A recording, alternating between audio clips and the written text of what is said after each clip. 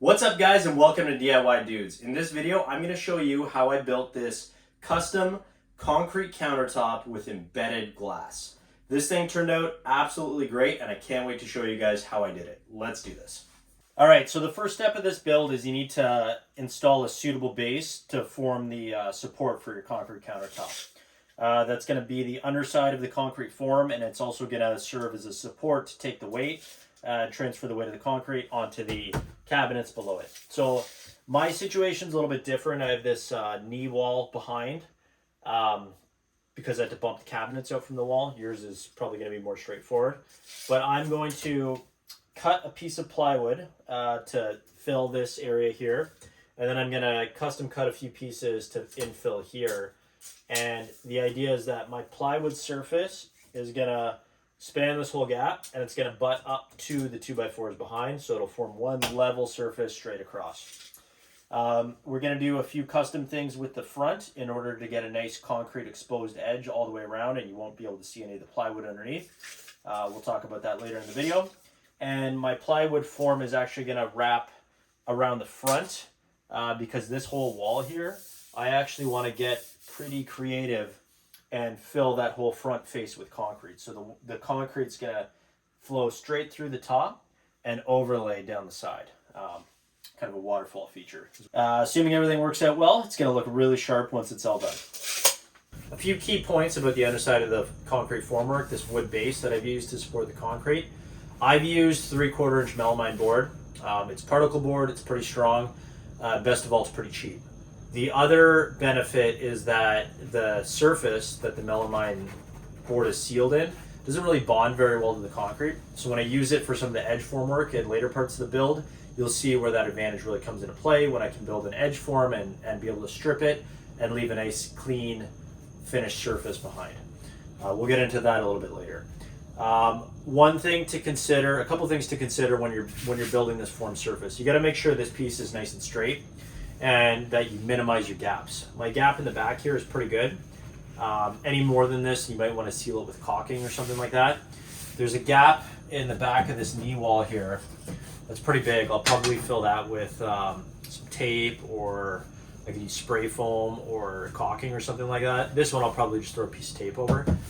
Just as long as I seal that gap so no concrete gets through. Anything small like that's fine. You don't want any big wide gaps. Anything tight like that you can easily seal up to prevent the concrete from running through. I've screwed this piece of wood to the cabinets beneath it. Make sure to screw actually into the side walls of the cabinets, so you got a nice chunk of wood that you're actually screwing into. And before you screw this piece down, make sure it's nice and level. So I've thrown a couple shims in this guy to make sure it's level before I've screwed it down.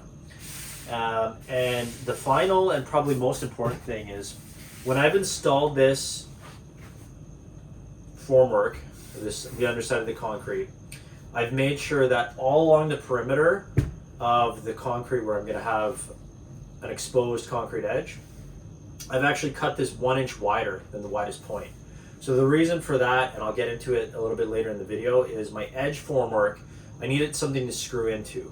You don't want to have this piece of wood on top and then pour concrete right up to that, then you finish everything, you have an exposed piece of wood on the edge. That would look hideous. You need to have concrete actually wrap around and cap the side of this wood.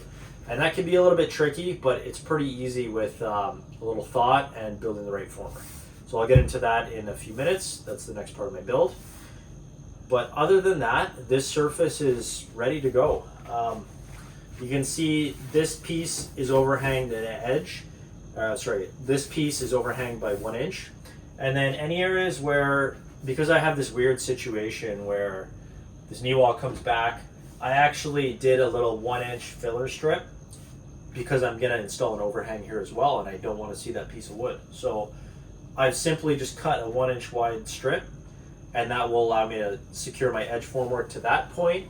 And I had a similar situation here at the front side, just the way the cabinets were finished, where I had to put a filler strip to secure my edge formwork at a later date. All right, and then all of the work to open up your sink hole, we'll do that once I get the edge formwork installed and get everything situated just the way I like. I'll make sure I've got the layout appropriately laid out for the sink, and then I'll cut the hole for the sink. You can basically cut the hole for the sink right in place and do your formwork for that right in place. So I'm measuring for my edge formwork. The length of this section from that end to that end is 57.5 inches.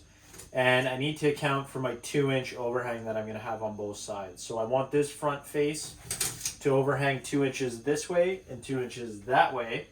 So my 57.5 is going to now become 61.5.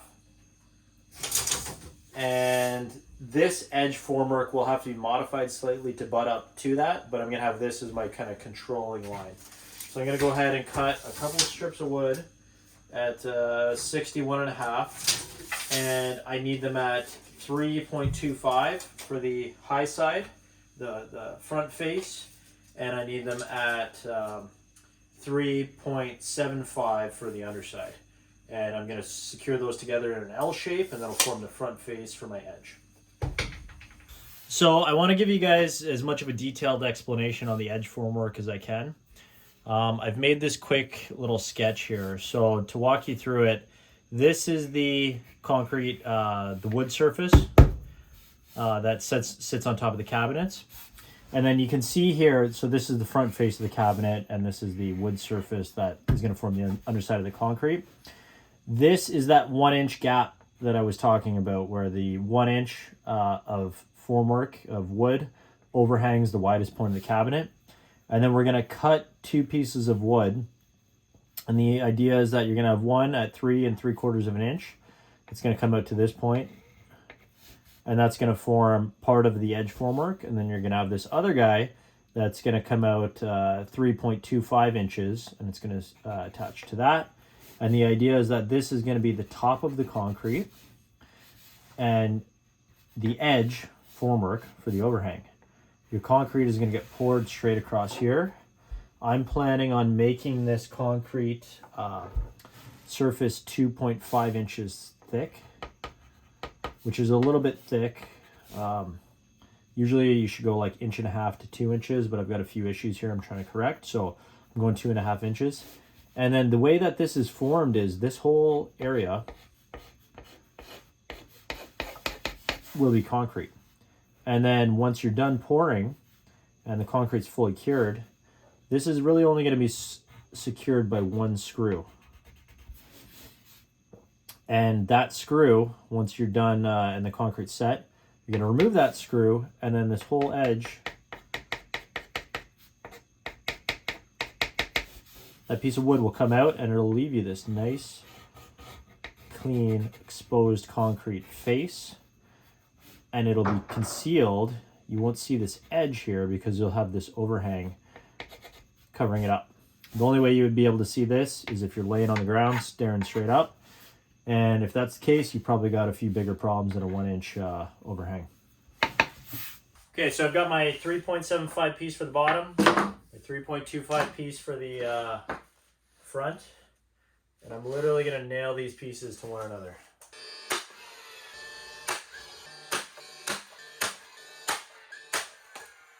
Okay, so I've got my edge formwork ready.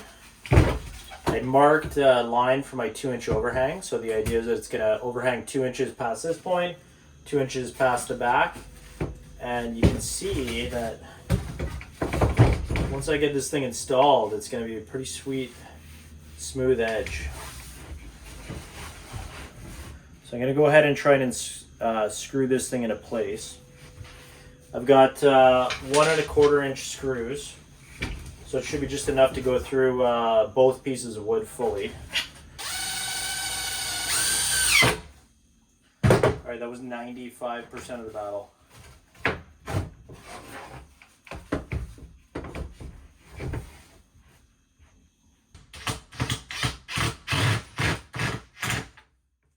It's pretty good. It's just over 2 inches straight through. I wanted it 2 inches, but just over 2 inches is good too, as long as it's a uniform, consistent distance, because I know that this piece is square to the wall. So if this piece is an equal distance straight across, it'll be square too. So I've got this edge formwork in place now. Concept, I've kind of built this one in place. The concept remains the same though. I've got my bottom installed, and then I'm going to install the side wall. But I want to take special care to line this corner up just right.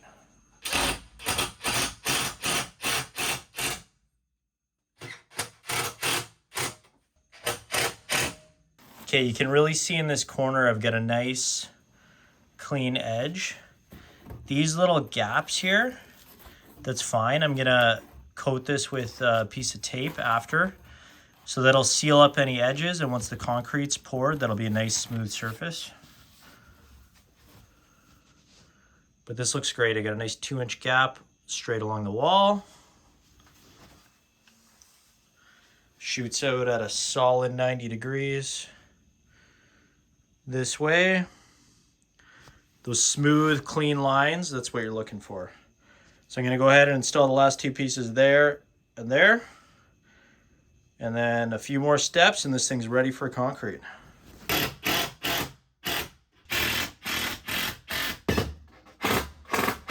So the next step is I want to get prepared for the cutout for my sink. Most sinks will actually come with a template. If you buy a brand new, the box will serve as a template. You can actually use that to lay out your opening for your new sink. I actually purchased a used sink. So I'm going to physically put my sink where I want it on top of my countertop. And then I've got to trace the outside of the sink. So I've already done that here. The marks are already on my countertop surface here, the underside of my form. So just one thing to note is the way that you actually want to install the sink. For this countertop, I'm gonna use this sink as a drop-in type, so there won't be an exposed concrete edge. So I just have to make sure that when I trace the exterior of my sink, I'm tracing the outside edge of the sink. I need to offset that a little bit to make sure that I've got a lip for the sink itself to sit on top of. If you want to do an exposed concrete edge, it's a little bit more elaborate. You got to do some different formwork on the inside, but generally the same concept as what we're doing here. Just whichever way you want to mount your sink, just consider that with the way you're marking your opening. So you can see here I've physically marked on the countertop or on the underside of my formwork the outside edge of the sink, and then I offset that inside. All right, so I'm ready to go ahead and cut the opening for my sink. I'm gonna use a couple different tools to do this. I'm gonna use a spade bit on my impact drill to drill a couple holes, which will be like my pilot holes, and then I'm gonna use a jigsaw to cut the length of the board between the 2 holes. The idea is that the pilot holes, I'll be able to turn my jigsaw at 90 degrees within those holes to get the nice crisp corner cuts I need to cut out for the sink.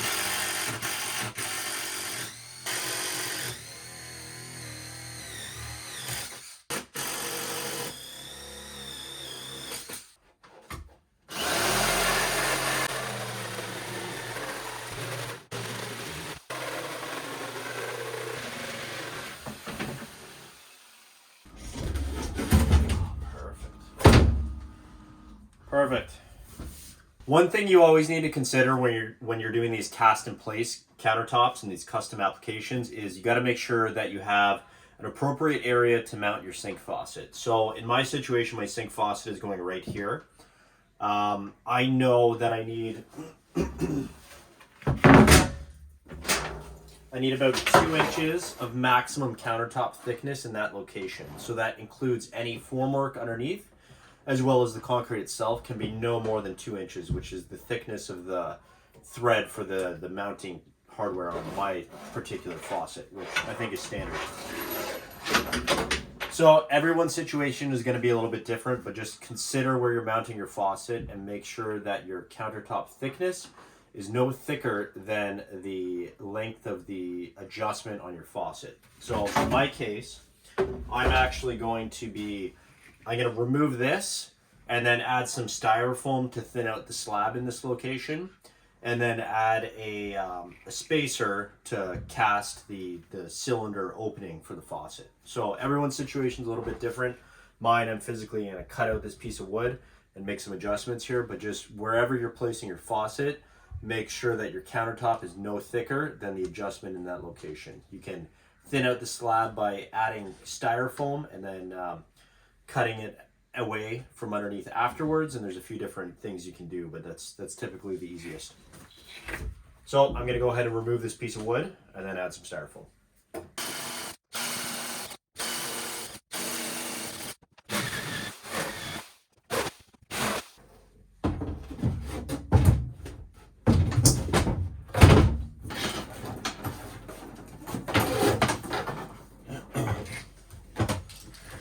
Okay, perfect. So you guys can see what I mean here. I cut this a little bit too far over actually, but because I have a stud right here, but that's essentially what I'm going for. So I'm going to thin out the slab here and reinforce this with styrofoam. And then I'll pour concrete on top of that. So the idea is that once the concrete is set, the styrofoam that's going to be under here to pour against, I can remove that from underneath and just have the thin concrete slab rather than the wood 2x4. Okay guys, so the plan here is that I want this form to go in and be installed at the same height as this form, so that when I finish the concrete, I can ride my concrete float between these two fixed points and finish a nice smooth concrete surface between the two. I've got the laser set up, and you can see, hopefully you can see this on camera, but you can see the dot or the line it's casting. That's the elevation that I know that I want to install this board to. So that just keeps everything flat across my entire work area.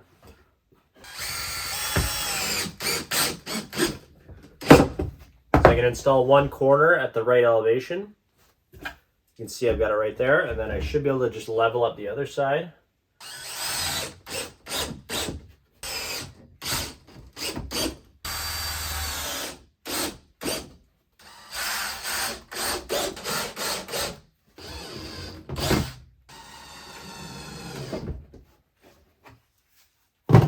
Perfect.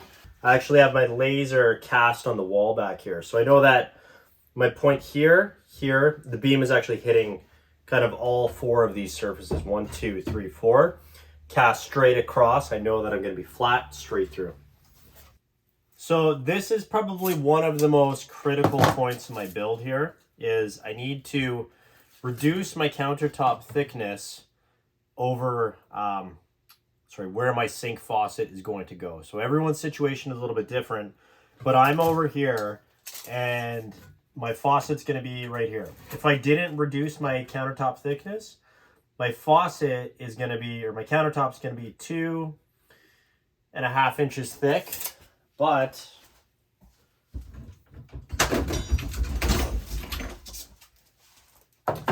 I'd end up with a problem, because where my countertop, or where my faucet screws through my countertop, this screw extension here is only 2 inches. So I literally wouldn't be able to screw my faucet down, and I would end up with a massive headache. So what I'm going to do is I'm going to reduce the thickness of my countertop locally where my faucet is going to go. And I'm doing that by adding a piece of styrofoam block, which I can remove after the pour from underneath. So this void of styrofoam I can literally just remove. And that is going to result in a countertop thickness just around the faucet of about 1.5 inches, which is perfect. So once I get this firmly positioned in place, I've got this pipe, which matches a little bit bigger than the diameter of my faucet adjustment. So the idea is I'm going to install this right here, secure all this firmly in place, and then pour concrete up to these surfaces. This pipe will come out, leaving a nice cylindrical void that faucet slides into. And the styrofoam underneath can be removed, which will allow me to screw my faucet firmly in place. And all the concrete gets poured around that, and the rebar will just get all secured around that. All right, so just a little tape around the outside edge. Okay, now for the faucet. 29.5 is this the width of this opening, so that means my center point 14.75.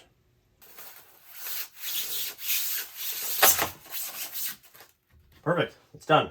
So I'll pour concrete. I'll install my steel all around that. I'll pour concrete around this.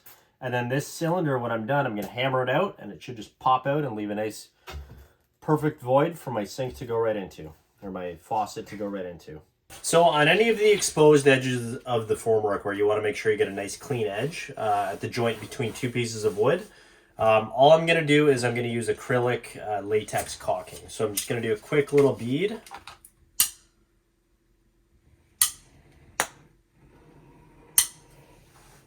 Just to seal that gap. And then just strike it off with your finger. And that's it. Once you pour, give that about 10-15 minutes to dry. And then that's good to go to pour concrete against. And when you strip this inside formwork edge, all that caulking should just come off with one piece or the other. You can kind of clean it up, but it should leave a nice little curved edge matching the way that you struck it off with your fingers. So a nice curved edge rather than this harsh 90 degrees with kind of rigid cut wood. So I'm going to do that along the inside face of the sink and then the outside edge of my formwork here. Just make sure you do a really good job of cleaning it up on any very exposed outside edges. Like this corner here right in the front, it's going to be very visible. So I want to make sure I do a really good job sealing that edge to make sure that I get a nice clean looking edge of my concrete. Guys, for all of these concrete slabs, you need to have some form of reinforcing. You either use classic rebar like I'm using, or you can use steel mesh. Or some guys use like fiber reinforced concrete. Honestly, steel rebar is probably your best way to go in terms of like longevity, durability. So I've got a bunch of 10M and 15M bars. So these are 15M, which are basically 15 mil diameter. And these are 10M. So I'm gonna kind of roughly space these out. You basically just wanna have these in a grid pattern. I'm going to have to prop them all up a little bit, but you basically don't want your steel within about an inch of the exposed concrete surface. So just make sure you keep it back from the front edges, the back edges, and you also want to keep it elevated. So ideally this bar sits right in the middle of the slab. So I'll spend a bit of time arranging it in your grid pattern. You should be able to tile this steel together with wire. So it acts as one cohesive mat.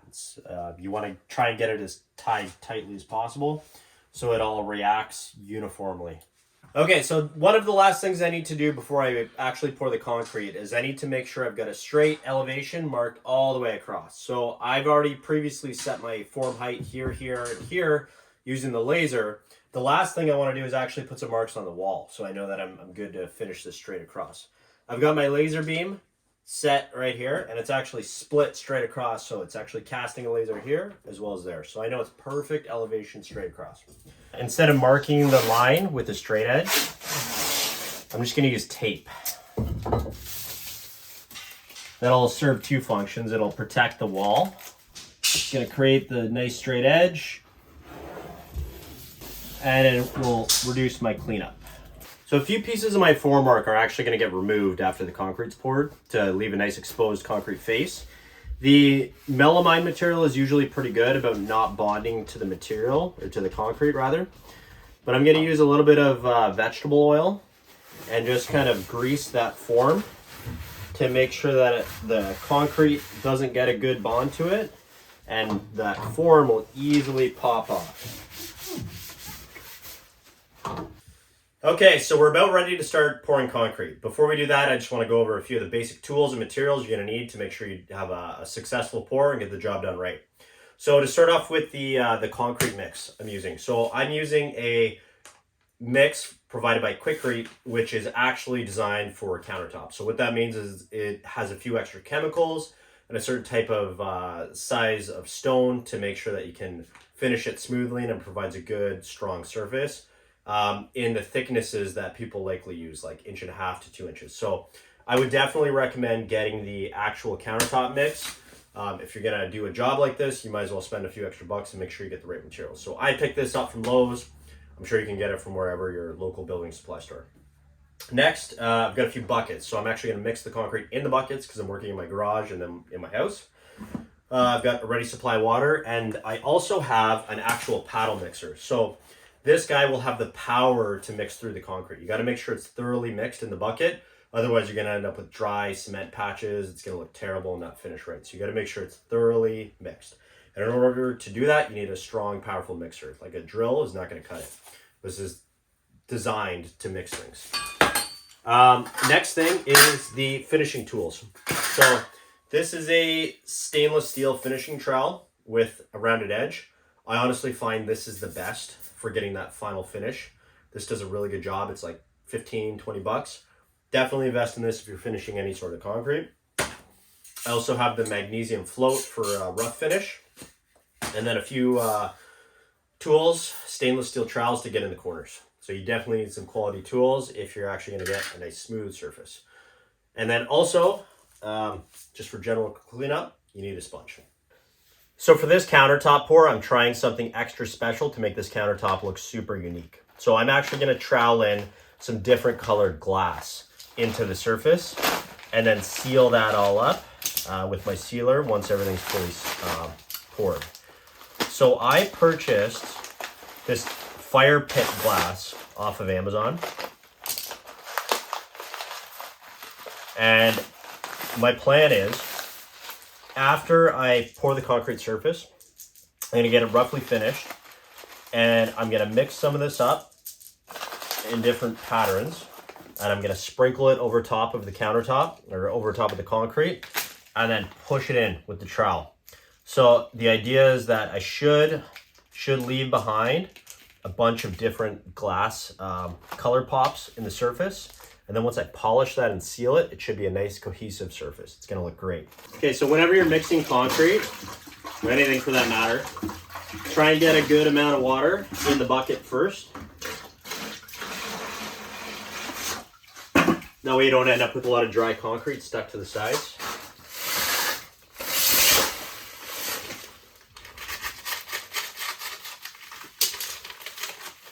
So I'm trying to just do half of this. This is going to be tricky.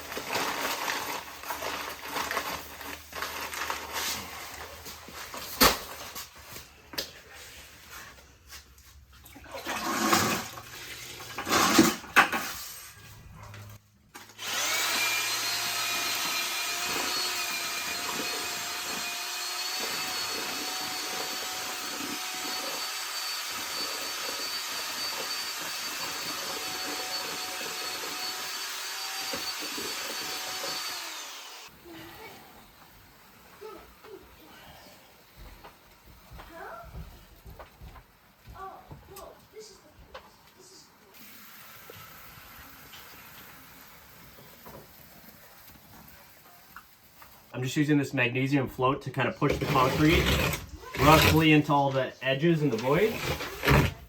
Okay, perfect. So that's 2 buckets in, or 2 bags in. I probably need about another 3 to finish it, and I bought 6, so should be pretty good.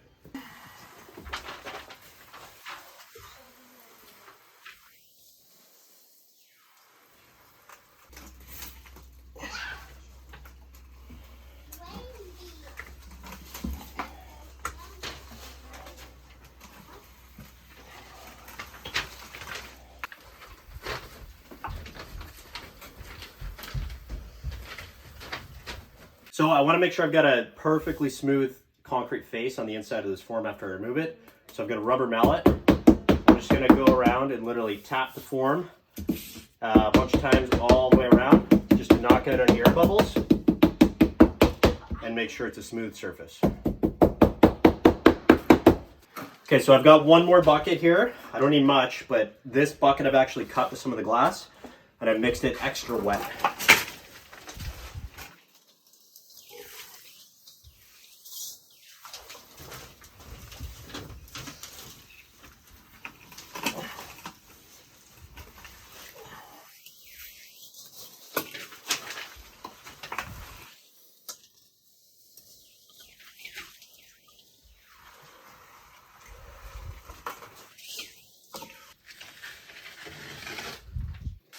So you get everything roughly leveled with the magnesium float. Okay, I'm gonna have to add a little bit more, but before I do, I'm gonna trowel in some of the glass.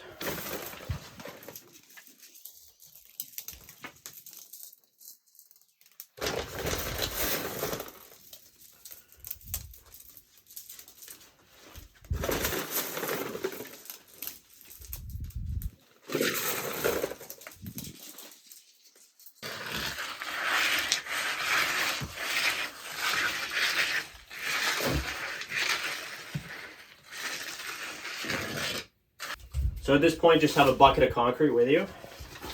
And you're gonna have to kind of scoop this as you need. You don't want to overdo it too much.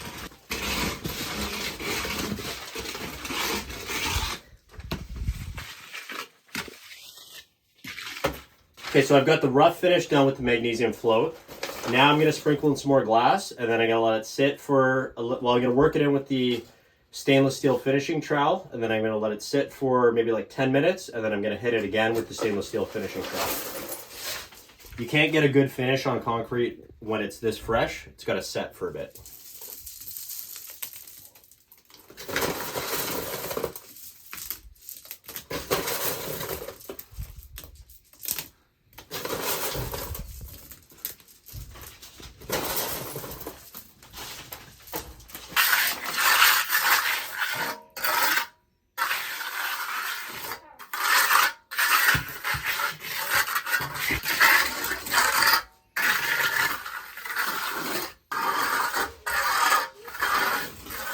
This is actually probably still a bit soon to finish trowel. I'm gonna leave this for another 10 minutes or so. And come back and give it another once over. You can tell just because the concrete's kind of following the trowel around. It's a little bit sticky still. You're gonna wait until it's just good enough where you can just smooth it and leave a perfectly smooth surface. The thing that I'm trying to do here is let the concrete set up a little bit and then add more glass. Let it set up a little bit, add more glass, just so I can get like, I'm trying to get the glass as close to the surface as possible so that when I polish it, there's actually some glass visible. So I've added one last lift and hopefully it works out. Okay guys, so I'm actually pretty happy with the surface finish here. I've troweled this thing like 3 or 4 times. It's pretty smooth. I don't think I'm gonna be able to get it any smoother just with the trowel. We're gonna let this thing cure for about 24 hours. I'm gonna remove the edge form and then I'm gonna polish it up. Okay, so it's the next morning. My concrete's fully set. It's good to go. I'm gonna go ahead and remove this outside edge form.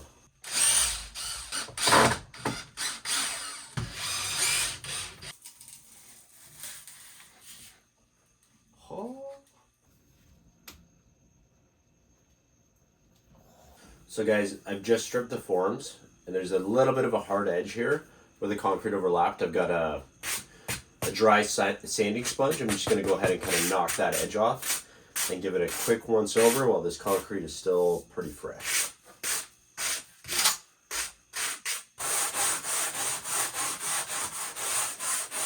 Okay guys, so I've got all my forms stripped and this thing is prepped and ready for the next phase, which is polishing the surface. So this is probably one of the most important parts of this process to actually make this thing look good. It looks okay now, it just looks like a concrete slab, but polishing this thing is actually going to make it a nice smooth surface. It's going to expose the aggregates, and I'm hopeful it's also going to expose all the glass I put into the, I mixed into the concrete.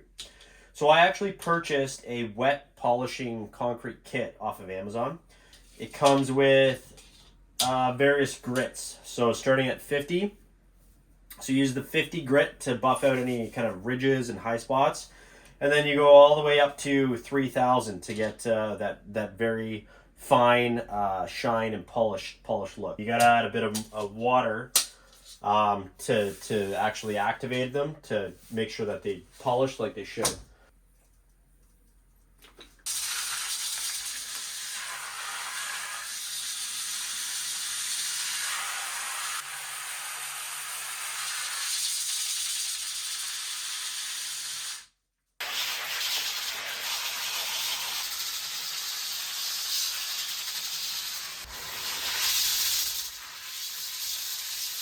Between stages of grit, of polishing, I like to try and sponge it down a little bit. That just removes some of the cement and concrete and slurry from the previous stage and ensures that I'll be using as clean a water as possible for the next round of polishing.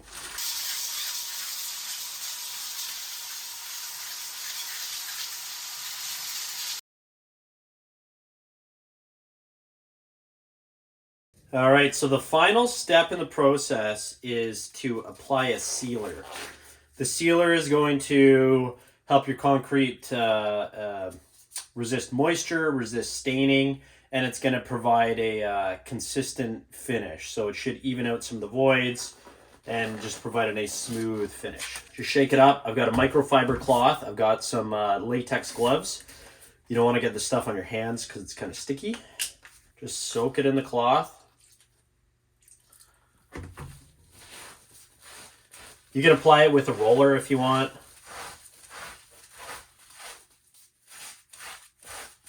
I like using the cloth. It's going to give it more of a wet look and consistent color.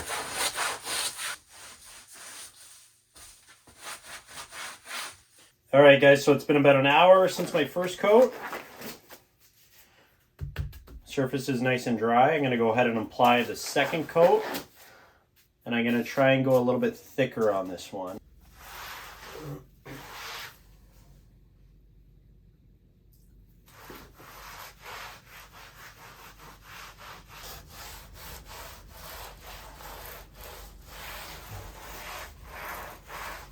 Okay guys, so this is the finished surface after about, honestly I lost count, this is probably like 10 or 12 coats of sealer, and it looks pretty good.